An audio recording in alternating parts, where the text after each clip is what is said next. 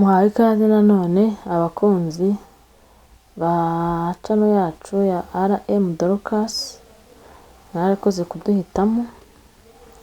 Uyu munsi tugiye kurebera hamwe uburyo imiti uvura gusama ikoreshwa, ibyo ugomba kwitondera mbere y'uko uyifata, ndetse n'ingaruka igira mu gihe wayifashe utayandikiwe na muganga. Murakoze rero, mukomeze mukurikirane kugira ngo tubane dusobanukirwe.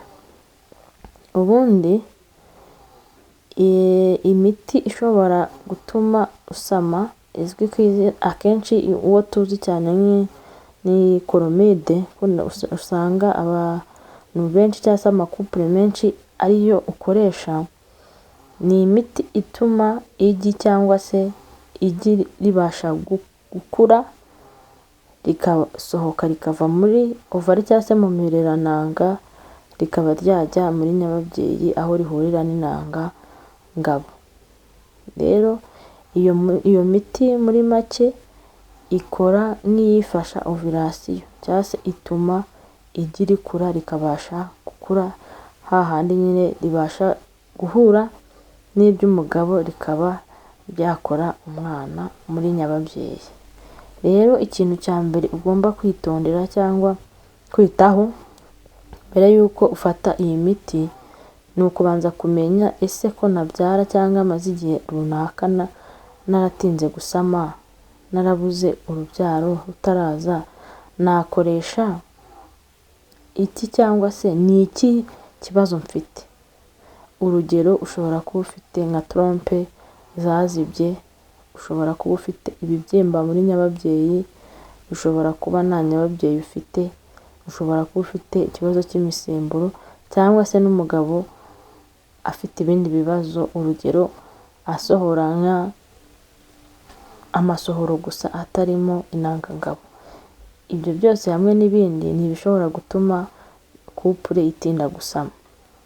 Rero iyi miti izwi nk'aho ituma habaho gusama, uruhande ikorwaho rwonyine ni uruhande rw'umugore watinze gusama, akaba afite ikibazo cy'uko intangangore cyangwa se intanga ze zidakura, bivuze ko nta ovulation aba afite.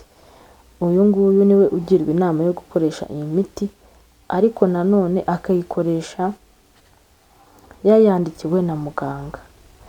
Ntago ari umuti uhura na mugenzi wawe ngo akubwire njyewe narawukoresheje nawe ngo ujye kuwugura muri farumasi uwukoreshe utabanje kujya kureba muganga w'inzobere nka kupure ngo abanze amenye ikibazo kirimo. Rero ni ukwitonda cyane kuko uyu muti cyangwa se iyi miti izwi nk'aho ituma usama ifite ingaruka nyinshi. Iya mbere harimo icyo twita ovarian hyperstimulation.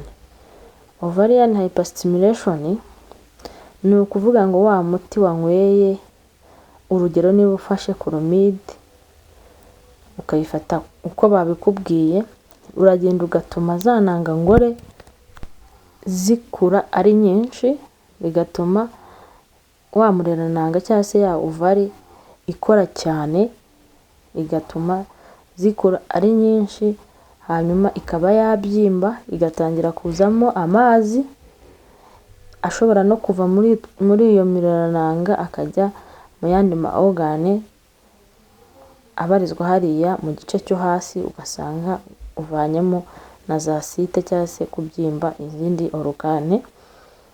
Amazi akaba yava muri ovari cyangwa se mu mirerananga akajya no mu bindi bice. Ingenzi cyane rero niba ufata iyi miti izwi nk'ituma umubyeyi asama, kwitondera ibi bintu, ukajya guca mu cyuma ukareba uburyo imirerananga yawe ihagaze. Iyindi ngaruka ya kabiri, haba hari amahirwe yo gutwita impanga. Rimwe na rimwe umubyeyi watinze gusama cyangwa se kupure yatinze gusama ifata nk'aho gutwita impanga ari amahirwe rwose abaye. Ariko iyi miti ifasha mu gusama igira ibyago by'uko ushobora gutwita abana barenze 4, 5, 9, 10 kandi abo bana ntago bakurira muri nyababyeyi. Aba ari utwana twinshi ducucitse, rero ibyago byo gukura ngo bakure babeho ni bikeya. Usanga iyo nda y'abana benshi n'ubundi birangira ivuyemo. Rero nanone gutwita abana benshi, umubyeyi watwise abana benshi aba afite ibyago byo kugira umuvuduko uri hejuru, icyo twita preeclampsia ku mubyeyi utwite, kandi nanone aba afite ibyago byo kuzava amaze kubyara izo mpanga. Rero gutwita abana barenze 1 nabyo ni ingaruka ya Chlomide, kubera ko iyo miti ivura gusama iragenda igatuma imisemburo ihinduka, hanyuma ovari cyangwa se ya mirerananga ikarekura intanga zirenze 1, zose zikagenda zigahura n'intanga ngabo, hakaba havamo abana benshi badashobora gukurira muri nyababyeyi. Ni ingenzi cyane rero niba warafashe iriya miti kujya guca muri ecography hakiri kare kugira ngo umenye umubare w'abana watwise. Ikindi cya gatatu ni icyo twita ovarian cyst. Nk'uko twavuze yuko ya mirerananga iba ikora cyane kubera ya misemburo yazamutse, hanyuma bigatera utubyimba ku mirerananga. Za ntanga zamaze gusohoka ari nyinshi, zose ntizisohoke ngo zigende zijya muri nyababyeyi, ahubwo ugasanga ziretse gukura, ahubwo ziteye utubyimba tuzengurutse nyababyeyi. Ibimenyetso rero bishobora kuranga utu tubyimba, nubwo bishobora kubaho gakeya, ushobora kubabara mu kiziba cy'inda, kugira ibyunzwe nijoro uryamye, kumva unaniwe, kubabara uruhande rumwe bitewe na ovari yagize utwo tubyimba, kuko ishobora kuba ari imwe cyangwa zose. Ibyo bimenyetso rero mu gihe ubigize ugomba kwihutira kujya guca muri ecography, kuko nta kindi cyabibona uretse ecography ko ufite utwo tubyimba ku mirerananga. Ikindi, ubwo hindagurika ry'imisemburo twabivuze, kubera iriya miti ihindagurika ry'imisemburo riraba, bikanatera guhindagurika kw'imihango, ugasanga ije kenshi mu kwezi, cyangwa urayibuze, cyangwa haje dukeya ejo haje utundi. Nabyo nubibona uzamenye ko iyo ari ingaruka ya biriya binini bavuga ko bituma bitera gusama. Ibindi byago bishobora kukubaho mu gihe wakoresheje iriya miti ya Chlomide ni ugutwitira inyuma ya nyababyeyi. Nk'uko twabivuze, iriya miti ituma intanga ngore ikura cyane ikabyimba, bityo ishobora kuva mu mirerananga iri gukomeza ijya muri nyababyeyi, igaca muri fallopian tube ari ntoya, kandi ya ntanga ngore yo ari nini, igahagararira aho ngaho. Mu gihe rero yahagarariye aho ngaho ishaka gukura, ikaba yanaturika, yamara guturika umubyeyi agatangira kuviramo imbere. Ni ibintu bibi cyane, kuko umubyeyi ashobora gucaho iyo bitabonetse hakiri kare. Ibimenyetso biranga ko rero watwitiye inyuma y'umura, ushobora kuva amaraso atari menshi, ushobora kubabara mu nda, ariko akenshi na kenshi ahantu irigi ryagiye rigahagarara, niba ari uruhande rw'iburyo niba ari imoso, usanga cyane ko bishobora no kuba ku mpande zose, kuko n'ubundi twavuze ko intanga iriya miti ituma harekurwa intanga nyinshi. Ariko iyo abafite abdominal tenderness cyangwa se ufite ectopic pregnancy watwitiye hanze ya nyababyeyi, iyo umukozeho ku nda arababara cyane, aho ukoze aho iri niho ababara cyane. Yego aba yumva aribwa mu nda cyane, ariko ahantu iri yabereye iyo hakoze arababara cyane. Ikindi kandi wumva uri gucika intege, uko amasaha ari kugenda yicuma wumva imbaraga zibura kandi utari kuva wenda, ariko ukumva uri kugenda. Ni ibimenyetso bibi kuko uba uri gutakaza amaraso arimo imbere. Ni ingenzi cyane rero niba watwite warakoresheje iriya miti kwihutira kujya kwa muganga, kuko n'ubundi iyo wipimye ukoresheje kariya gatesite ko mu rugo, niyo waba waratwitiye inyuma y'umura kaba positifu rwose ukabona ko utwite, ariko nyamara inda utwite itari muri nyababyeyi ahubwo yibereye hanze ya nyababyeyi.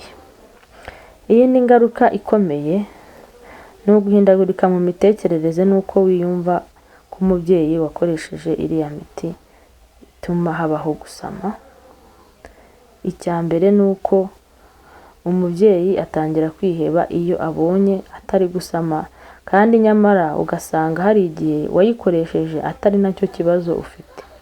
Ugasanga uri gukoresha imiti ibaho ovulasiyo kandi nyamara umugabo wawe ari ufite ikibazo cyo gusohora wenda intangangabo nkeya, cyangwa se ufite ikibazo cy'ururenda rushinzwe gutwara intangangabo rwawe ari rukeya.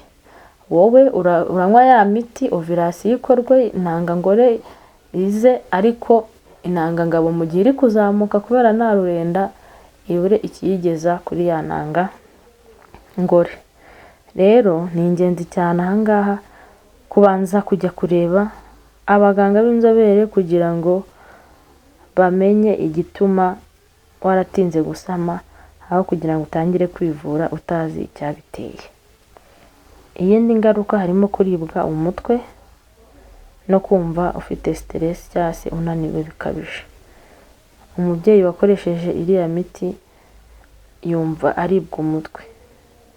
Inama rero, nywa amazi menshi, uruhuke neza, kora siporo, bizagufasha kurwana n'izi ngaruka zijyanye no kuribwa umutwe.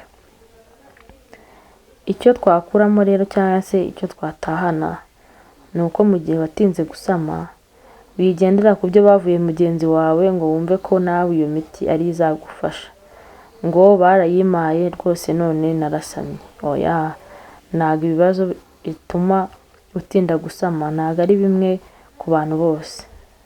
Gana muganga akubwira impamvu watinze gusama, ari we ukwandikira imiti. Nibura uvuga ati iyi miti nahawe ni iy'ikibazo nari mfite kijyanye no kuba ovulasiyo yanjye itarabaga, uyinywe hanyuma uyinywere ku gihe, bizagenda neza. Rero murakoze, naho mu biganiro byacu by'ubutaha. Ciao ciao.